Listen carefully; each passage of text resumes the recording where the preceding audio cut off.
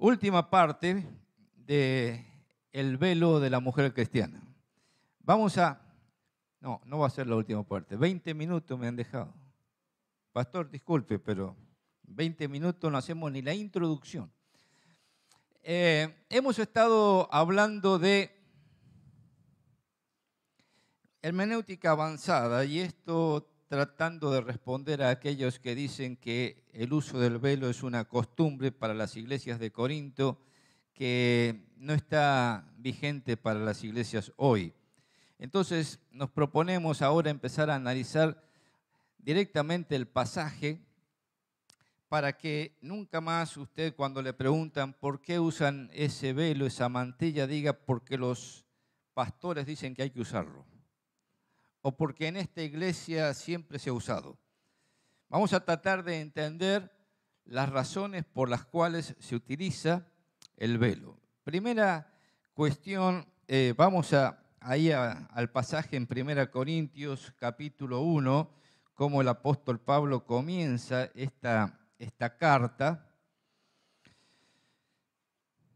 Y dice 1 Corintios capítulo 1, el versículo 2, a la iglesia de Dios que está en Corinto, a los santificados en Cristo Jesús, llamados a ser santos, con todos los que en cualquier lugar invocan el nombre de nuestro Señor Jesucristo, Señor de ellos y nuestro.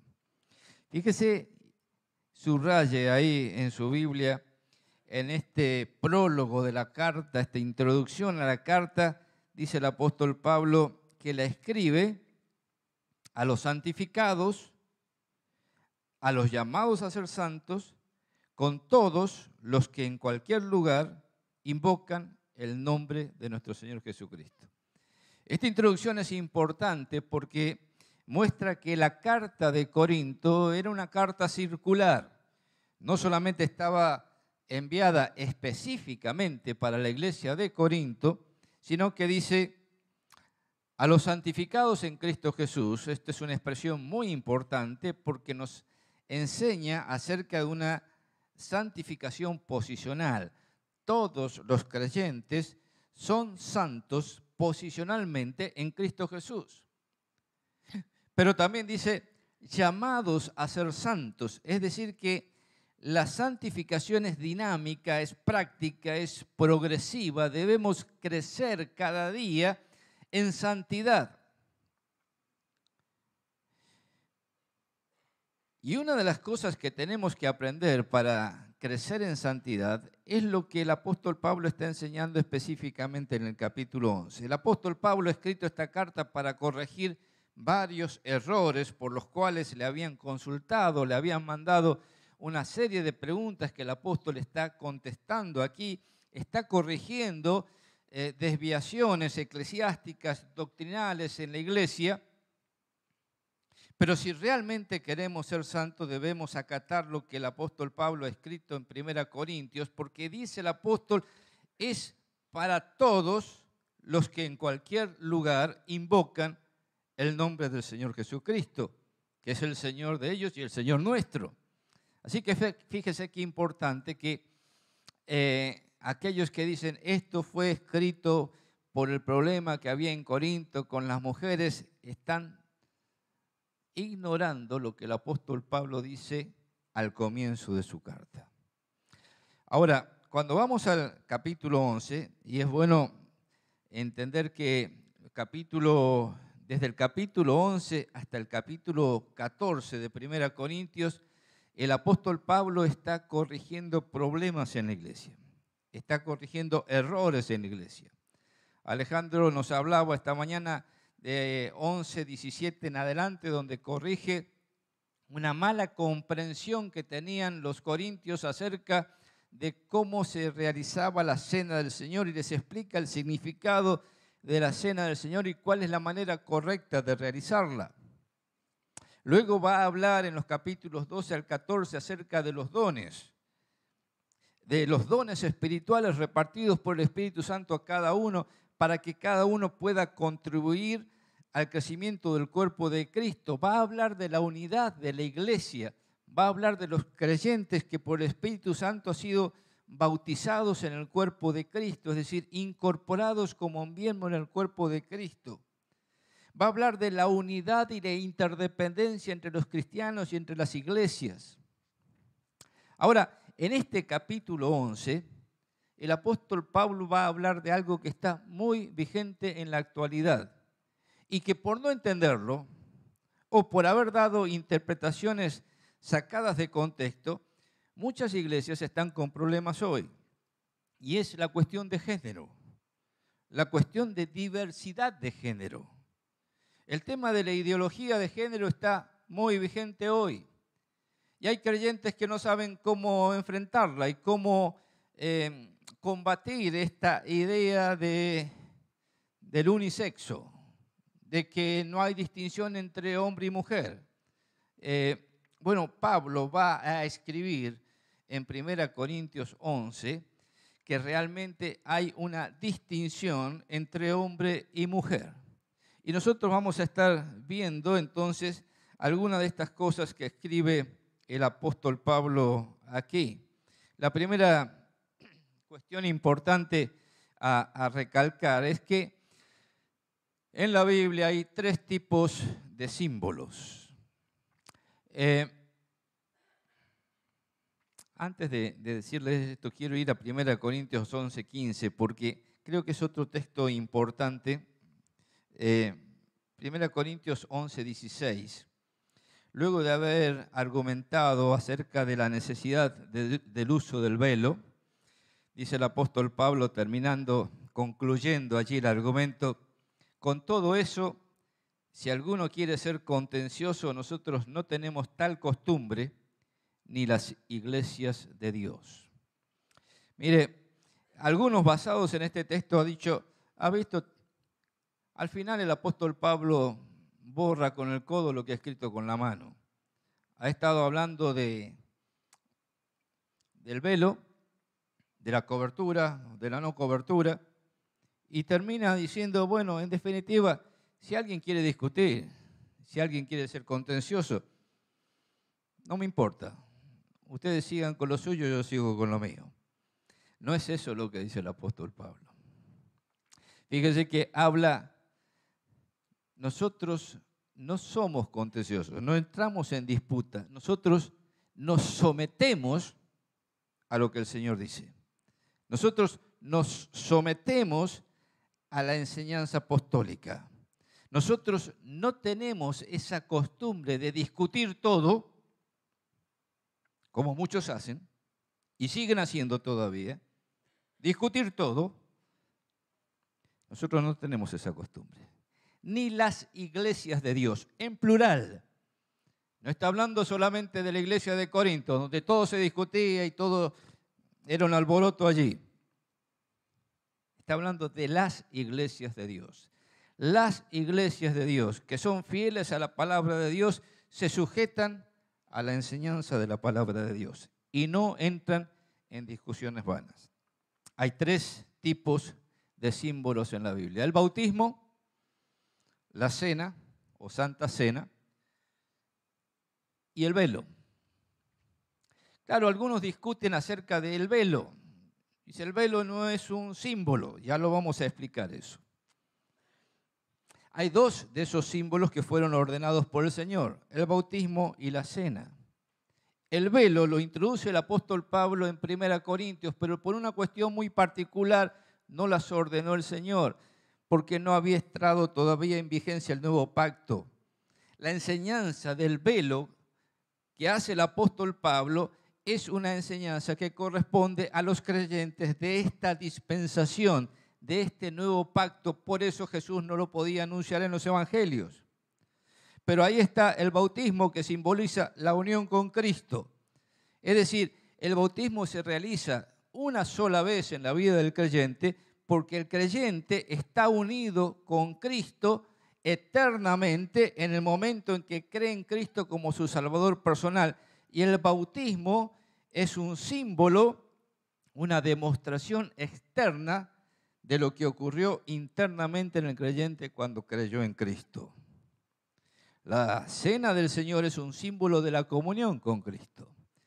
Y esto se repite reiteradamente cada primer día de la semana porque la comunión con Cristo es algo que debemos mantener diariamente. La comunión con Cristo la podemos perder si no andamos en comunión con el Señor. Si no tenemos nuestro tiempo devocional, si no tenemos nuestra vida de meditación en la palabra, de oración y de congregarnos con los hermanos. Entonces, la cena del Señor es un recordatorio no solamente de la muerte del Señor Jesucristo, sino de la comunión que debemos mantener con Cristo cada día y de la comunión que tenemos con nuestros hermanos. Esto está simbolizado allí en el pan que está en la mesa.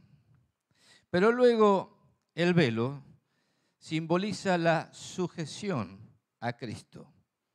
Y esto es algo que el apóstol Pablo va a desarrollar en 1 Corintios 11. Realmente, ¿qué está simbolizando el velo? Mire, no es solamente ponerse algo sobre la cabeza en símbolo de cobertura. Es entender realmente, así como debemos entender qué es el bautismo, qué significa el bautismo, qué es la cena del Señor, qué significa la cena del Señor, tenemos que entender qué es el velo y qué simboliza el velo. Y de eso se trata 1 Corintios 11. Aquí en 1 Corintios 11 va a haber tres tipos de manifestaciones de gloria. La gloria más allá de lo que es el sol refulgente, lo que es la refulgencia de Dios en el esplendor de todos sus atributos, la gloria también significa honra. La gloria significa dignidad.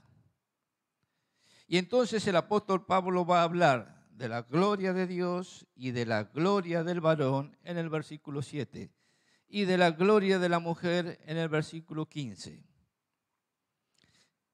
En breve,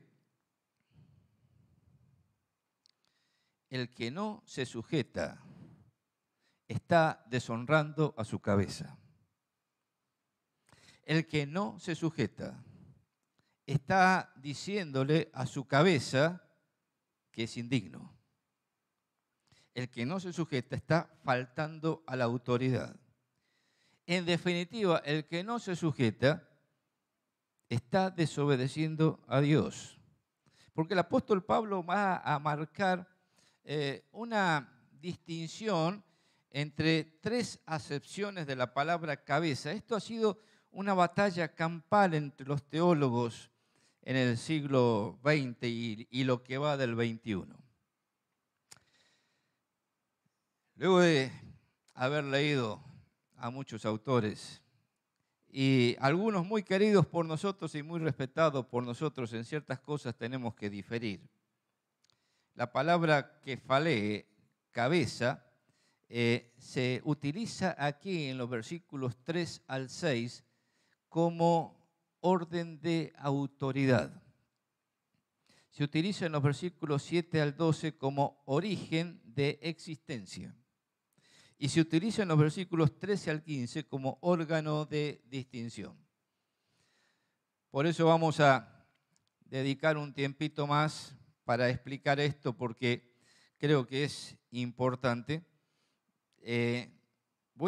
Solamente me voy a quedar en esta mañana con cabeza como orden de autoridad. Fíjese lo que dice el apóstol Pablo en el capítulo 3, en el versículo 3 al 6. Pero quiero que sepáis que Cristo es la cabeza de todo varón, y el varón es la cabeza de la mujer, y Dios la cabeza de Cristo. Todo varón que ora o profetiza con la cabeza cubierta afrenta su cabeza. Pero toda mujer que ora o profetiza con la cabeza descubierta afrenta su cabeza. Porque lo mismo es que si se hubiese rapado. Porque si la mujer no se cubre, que se corte también el cabello. Y si le es vergonzoso a la mujer cortarse el cabello o raparse, que se cubra. Mire, El apóstol Pablo comienza con una buena norma de tratar los conflictos, ¿no? Comienza elogiando. Le dice, hermanos, yo los felicito, los elogio, porque en todo han seguido mis enseñanzas. Ustedes se están sujetando a la enseñanza apostólica, pero, hay un problema acá. Y quiero que sepan que hay un orden de autoridad en la iglesia. Hay un orden de jerarquía, si se quiere. Porque la palabra cabeza, y esto lo analiza un teólogo llamado Wayne Grudem en más de 2.300 casos, se utiliza siempre en el griego como autoridad. Cabeza es el que está en autoridad. Hay un orden necesario para que las cosas funcionen bien en todo ámbito de relación. Si usted piensa en una empresa, imagínense que en la empresa todos fueran jefes y que los empleados tuvieran la misma autoridad que los dueños. El caos que sería la empresa. Imagínense que en un partido de fútbol todos los jugadores puedan ocupar la posición que quieran y no hubiera distinción entre defensores y delanteros y mediocampistas y tuvieran la misma autoridad que el director técnico para hacer lo que quieran. Siempre, en todo ámbito, hay un orden de autoridad para que las cosas funcionen correctamente. Lo que está diciendo el apóstol Pablo es, Cristo es la cabeza del varón. El varón tiene que estar sujeto a Cristo. El varón es cabeza de la mujer tiene que estar sujeta al varón. Y Dios es la cabeza de Cristo. Cristo está sujeto al Padre. Ahora entiéndase bien esto porque lamentablemente hay quienes creen que aquí cabeza no es autoridad, sino que es origen, fuente. Si esto fuera así, podemos caer en una herejía, diciendo que Dios es el origen o la fuente de Cristo. Caeríamos en un arrianismo. Dios creó a Cristo, Dios originó a Cristo. El Padre y el Hijo no es eterno como el Padre, porque Dios lo originó al Hijo. No está hablando allí de cabeza como fuente, está hablando allí de cabeza como autoridad. El Hijo, en su encarnación, para hacer la obra de la redención, se sujetó en todo al Padre. Y eso no significa inferioridad. El Padre y el Hijo son igual en esencia, en naturaleza, tienen los mismos atributos, son Dios. El Padre y el Hijo igualmente Dios, con la misma dignidad, con la misma gloria, con los mismos atributos.